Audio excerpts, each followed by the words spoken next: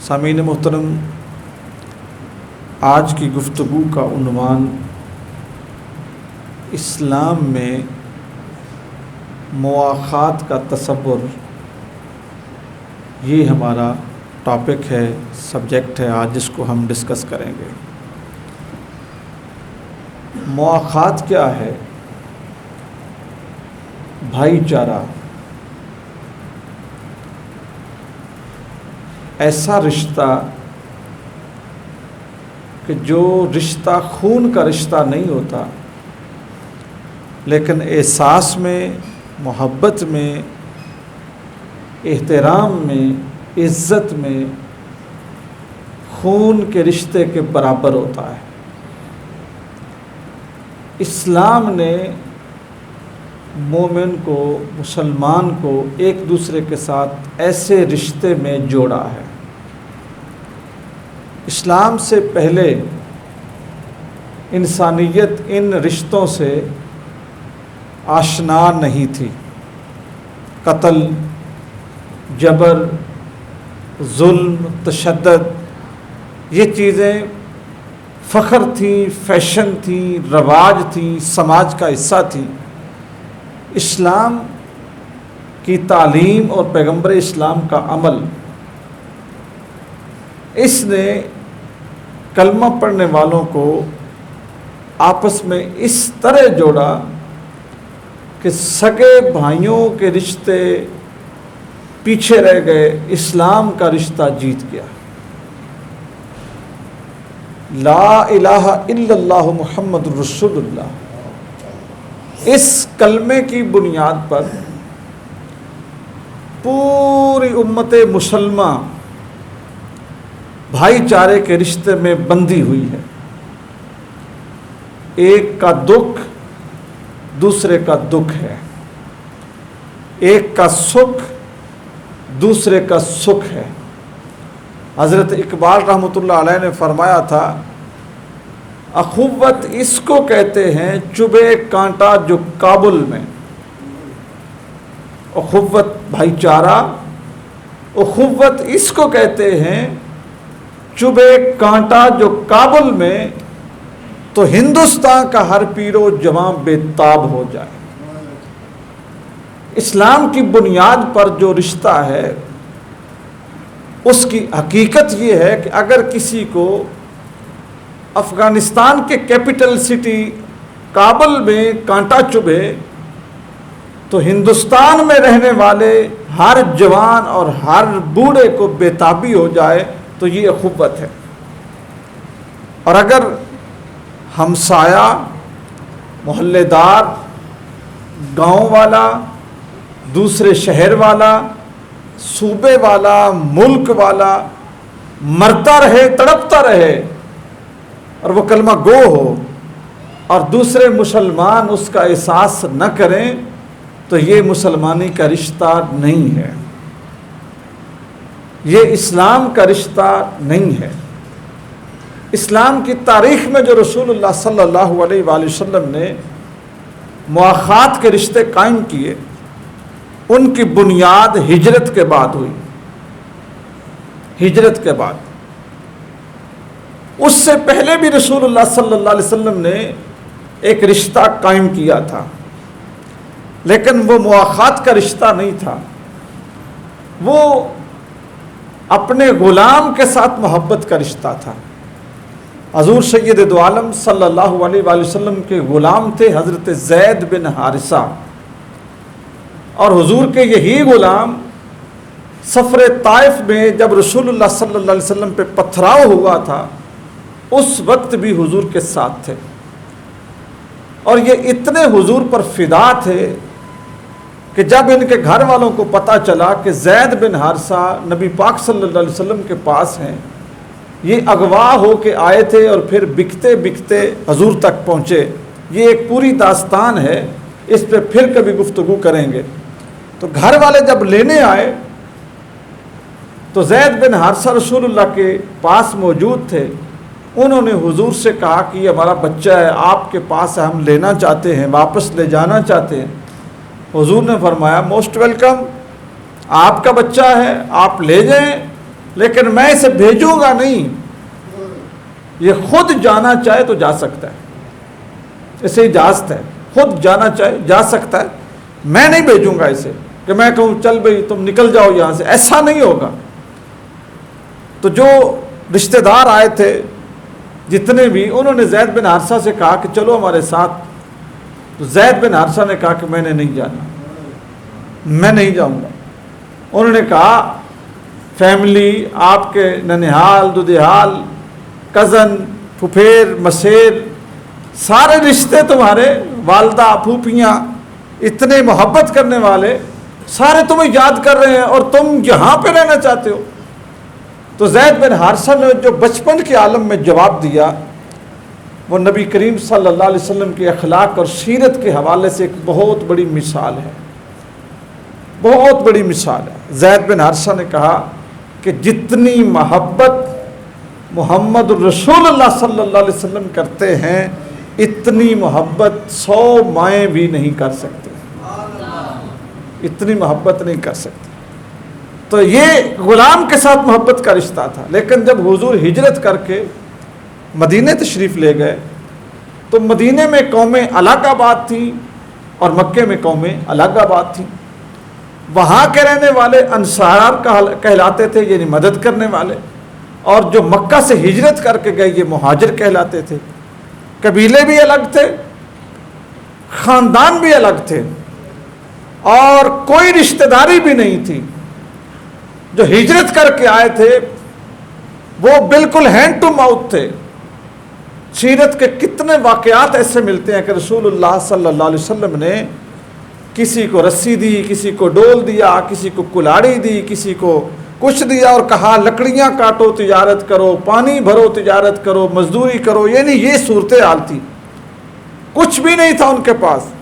لیکن جو انصار مدینہ تھے، جنہوں نے مسلمانوں کو اور نبی کریم صلی اللہ علیہ وسلم کو خوش آمدید کہا تھا، لبیک کہا تھا، جس وقت مسلمان وہاں پہ پہنچ گئے تو نبی پاک صلی اللہ علیہ وسلم نے ایک انصاری اور ایک مہاجر، ہجرت کر کے جانے والے جو مکہ سے مدینے گئے، ایک وہ اور ایک جو مدینہ کے رہنے والے تھے، ان کا آپس میں جوڑ بنایا، بھائی بھائی بنا دیا۔ یہ مواخات کا نظام ہے جس کی بنیاد نبی پاک صلی اللہ علیہ وسلم نے رکھی۔ تو جو انصار مدینہ تھے انہوں نے پھر یہ نہیں کیا کہ نبی پاک نے بھائی بنایا ہے، تھوڑا ہی میرا خون کا رشتہ ہے، چلو میں اس کو کوئی بستر دے دیتا ہوں، چارپائی دے دیتا ہوں، کوئی 10 دن کا کھانا دے دیتا ہوں، یا کوئی 6 مہینے کے لیے زمین دے دیتا ہوں کہ بھئی اپنا گزارا کر اور پھر مکان بنا اور اپنا نظام چلا۔ انہوں نے ایسا نہیں کیا۔ انہوں نے مہاجرین کے ساتھ جو رشتہ کلمے کی بنیاد پہ تھا ان کے ساتھ وہ برتاؤ کیا جو سگے بھائی بھی سگے بھائی کے ساتھ نہیں کرتے۔ یعنی جب جائیداد وراثت اکٹھی ہوتی ہے تو بہت کم ایسا ہوا، بہت کم، کہ بھائیوں میں جو کمزور ہے اس کو اختیار دیا جائے کہ بھیا یہ بن گئی ہیں، پول بن گئے ہیں، یہ ونڈ ہو گئی ہے، یہ حصہ یہ حصہ یہ حصہ، جو سب سے کمزور ہے اس کو اختیار دیا جائے کہ بھئی تمہیں جو پسند ہے وہ لے لو۔ سگے بھائیوں میں بھی نہیں ہوتا۔ وہاں پر کیا ہوا؟ جو کمزور تھے، خون کے رشتے نہیں تھے، رسول اللہ کے بنائے ہوئے رشتے تھے، کلمے کی بنیاد پر رشتے تھے، انصار مدینہ نے مہاجرین سے کہا کہ بھئی یہ میرا سب کچھ ہے، اس میں سے یہ آپ کا آدھا ہے، آپ کا تیسرا ہے، فلاں یہ ڈھیری ہے، یہ پول ہے، جو تمہیں پسند ہے نا وہ تم قبول کر لو۔ یہ اختیار نہ اس سے پہلے ملا نہ اس کے بعد ملا۔ یہ ایک تصور تھا جو رسول خدا صلی اللہ علیہ وسلم نے پوری انسانیت کو دیا کہ مسلمان کے ساتھ جڑتا کیسے ہے، مسلمان کا مسلمان کے ساتھ تعلق کیسا ہے۔ اور میں نے آج صبح ادھر جو ہماری محفل تھی ایصال ثواب کی، میں نے اس میں بھی یہ بات کہی کہ مسلمان صرف زبان سے نہیں، دعوے سے نہیں، نعرے سے نہیں، مسلمان وہ ہے جس کا کردار گواہی دے کہ یہ مسلمان ہے۔ مسلمان صرف اذان پڑھنے سے نہیں ہے، یا صرف وہ اپنے سر پہ قرآن رکھ کے اس کی صفائی دے تو یہ مسلمانی نہیں ہے۔ مسلمانی یہ ہے کہ کردار بولے کہ یہ مسلمان ہے۔ تو میں یہاں پہ اپنی اگلی بات کو روک کے صرف ایک لمحہ فکریہ دینا چاہتا ہوں کہ کیا اس دور میں یہ ممکن ہے، یا کیا اس کے لیے کوشش ہے، یا کیا اس پہ محنت ہے، یا کیا اس کے لیے کچھ ہماری سٹرگل ہے کہ ہم کم از کم اپنی ذات کو تو اپنی ذات کی حد تک تو کچھ کر دیں۔ ممکنات میں نہیں آ رہا، کوشش نظر نہیں آ رہی۔ ہر بندہ یہی کہتا ہے کہ بھئی سب اسی طرح مجھے بھی ایسے ہی چلنا پڑے گا۔ معاشرے کے خلاف کھڑے ہو جانا، رسم و رواج کے خلاف کھڑے ہو جانا، دوستو یہی تو سنت رسول ہے، یہی تو سیرت رسول ہے۔ ہمارے نبی پاک صلی اللہ علیہ وسلم نے جس معاشرے کے آگے حضور باندھ کے کھڑے ہو گئے کہ آج کے بعد کوئی بیٹی کو زندہ دفن نہیں کرے گا، کوئی شراب نہیں پیے گا، کوئی زنا نہیں کرے گا، کوئی قتل نہیں کرے گا، کوئی کسی کا حق نہیں مارے گا، کوئی سود نہیں کھائے گا، کوئی عورتوں پہ تشدد نہیں کرے گا۔ یہ وہ معاشرہ تھا جو ان ساری چیزوں پہ فخر کرتا تھا۔ آپ کے اور میرے نبی تنے تنہا اس معاشرے کے ساتھ لڑ گئے، کھڑے ہو گئے، اور پھر حضور نے تبدیل کر کے دکھایا۔ تو جو سماج ہوتا ہے نا، سماج میں برائیاں خود بخود پیدا ہو جاتی ہیں۔ یہ فصل ہوتی ہے نا، اور فصل میں جو جڑی بوٹیاں خود رو بوٹیاں ہوتی ہیں وہ کوئی کاشت نہیں کرتا۔ آپ لگاتے ہیں گندم، لیکن گندم کے اندر جو گند پیدا ہو جاتا ہے وہ آپ نے لگایا نہیں ہوتا۔ آپ لگاتے ہیں دھان منجی، لیکن اس کے اندر جو ڈیلا پیدا ہو جاتا ہے وہ آپ نہیں لگاتے، وہ خود بخود اگتا ہے۔ اسی طرح آپ بہترین لان بناتے ہیں، اور اس میں بڑا جو ہے نا وہ امریکن یا وہ ملیشین جو گھاس ہوتی ہے اس کو آپ بچھاتے ہیں، اس کے وہ سارا کرتے ہیں، تو اس کے اندر پھر جو کھبڑ نکل آتا ہے، اور اس کے اندر جو اور قسم کی وہ آپ نے لگائی نہیں ہے۔ اسی طرح برائی ہوتی ہے، برائی سماج میں لگائی نہیں جاتی، برائی خود بخود پیدا ہوتی ہے، خود بخود۔ خیر کاشت کرنا پڑتا ہے، خیر لگانا پڑتا ہے، خیر پہ محنت کرنی پڑتی ہے۔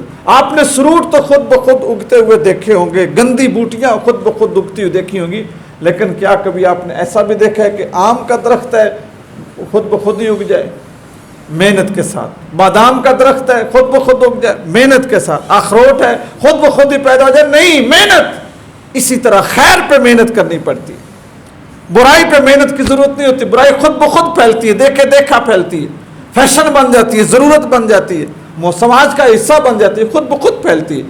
خیر اس کے اوپر پیرا دینا پڑتا ہے۔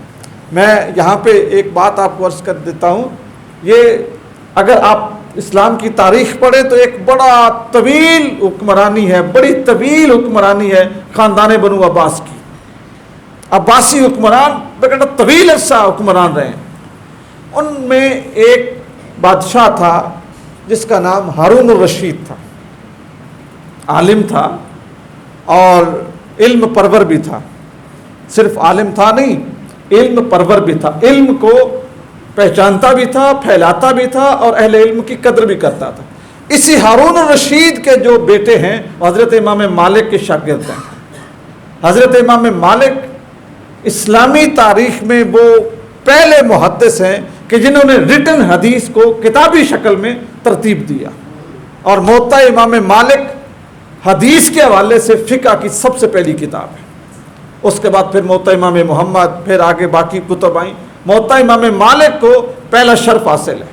حضرت امام مالک یہ مسجد محدث نبوی بھی ہیں، انہوں نے جتنی حدیث پڑھائی مسجد نبوی میں بیٹھ کے پڑھائی۔ یہ باہر ہی نہیں نکلتے تھے، مدینے سے باہر جاتے ہی نہیں تھے۔ جب رفع حاجت کا وقت آتا تھا تو پھر نکلتے تھے، ورنہ مدینے سے باہر نہیں نکلتے تھے، اس ڈر سے کہ کہیں رسول خدا کے شہر کے باہر مجھے موت نہ آ جائے۔ بہت بڑا نام ہے، صرف علم میں نہیں، ادب میں بھی۔ جب بھی حدیث پڑھانے کے لیے لباس پہنتے، خوشبو لگاتے، چبوترے پہ بیٹھ کے رسول اللہ کی حدیث پڑھاتے، اور یہ حدیث کا احترام ہے۔ یہ ہمارے لوگ جو گلیوں میں چوکوں میں چلتے پھرتے، اے حدیث نہیں، ہر جگہ کا، ہر بات کا، ہر علم کا ایک میدان ہوتا ہے۔ حدیث رسول ایسی چیز نہیں ہے جسے گلیوں بازاروں میں بولا جائے، پڑھا جائے، بیان کیا جائے، ڈسکس کیا جائے۔ حدیث پہ جب بھی بات کرنی ہو، چارپائی، کرسی، ممبر، مسجد، صف، اس کے اوپر باضابطہ بیٹھ کے حدیث کے اوپر گفتگو کیا کرے۔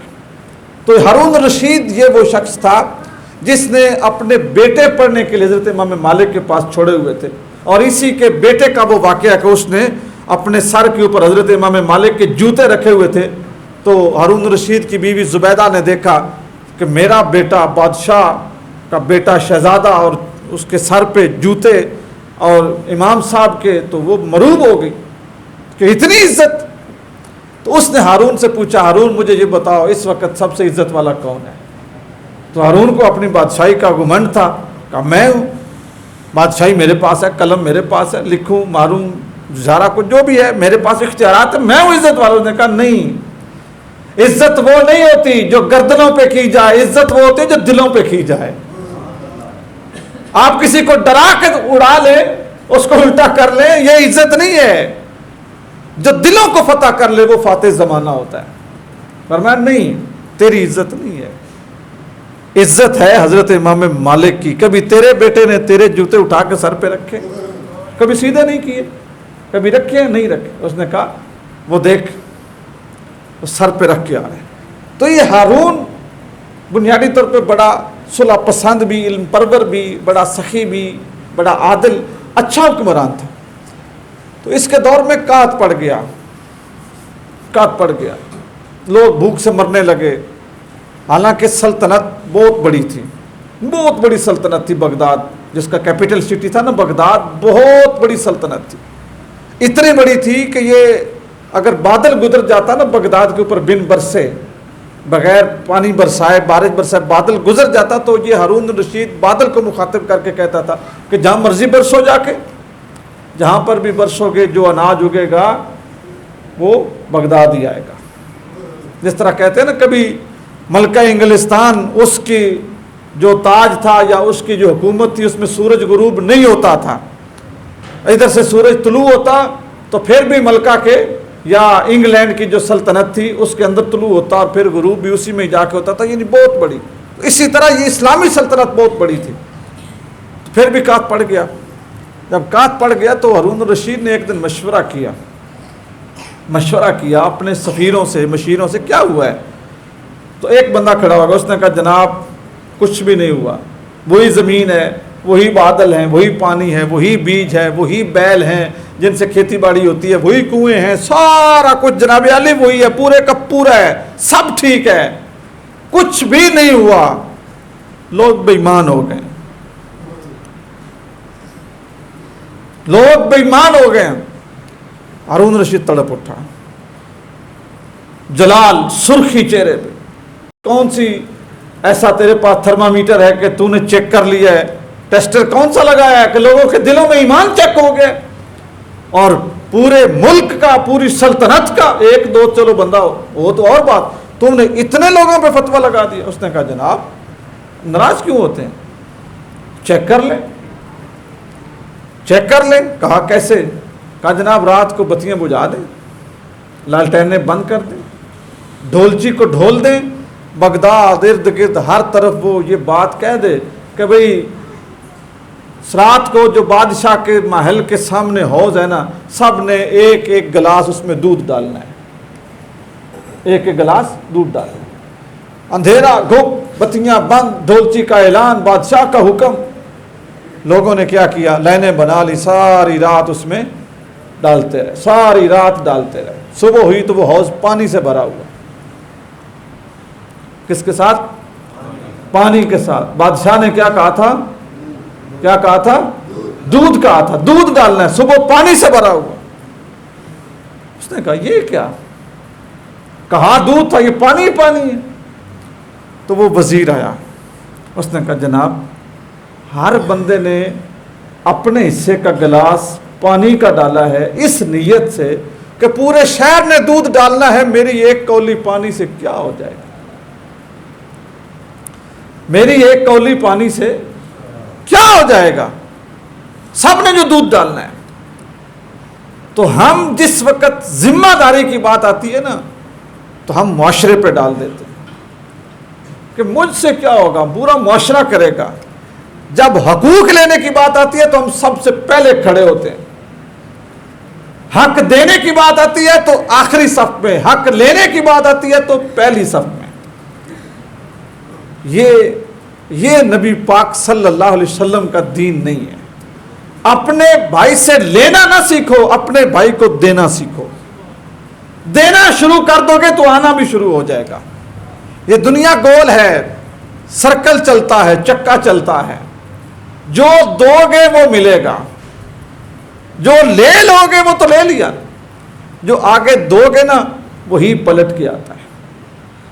آج کا جو اصل میں جو میں بات کرنا چاہ رہا تھا, وقت بالکل ختم ہو گیا ہے, کہ جو مسلمان کا بھائی ہے نا, میں نے ابھی رکن میں اس کے اوپر بڑی تفصیل سے بات کی.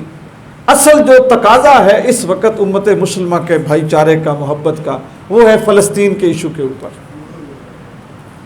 ہم جو کر سکتے ہیں وہ پانی ڈالنے والے کی طرح یا دودھ ڈالنے والے کی طرح, ہم وہاں پہ جا کے لڑ تو نہیں سکتے, آپ یا میں, ہم تو نہیں لڑ سکتے, نہ جا سکتے, نہ ہمارے پاس بم ہے, نہ ہمارے پاس میزائل ہے, نہ کلاشنکوف ہے, نہ تربیت, ہم تو نہیں کر سکتے.